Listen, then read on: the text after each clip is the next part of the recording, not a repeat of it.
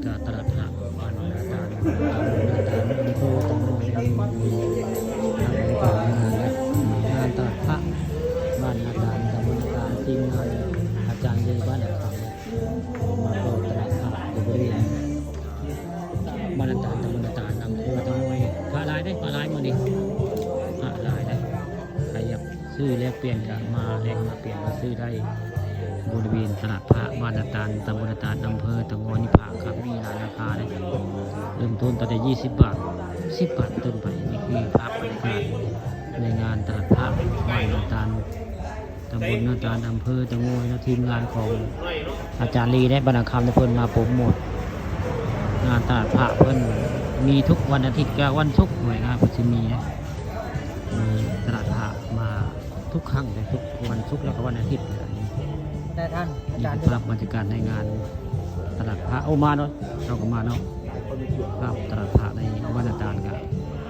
มีผ้าลายเยอะมันนี่ผ้าลายพระเรียนครบวันไง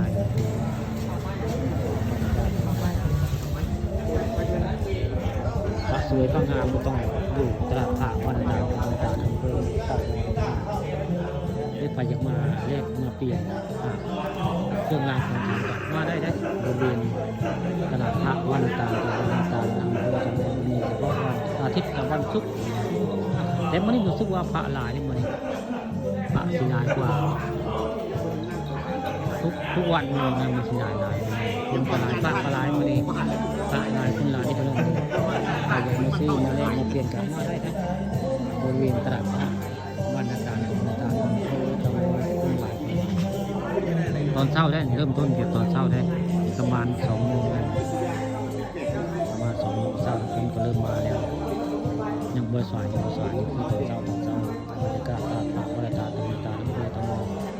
ทีมงานอาจารย์นี้ได้ใช้สุดท้ายข่าวเพื่ออาจารย์รู้ว่า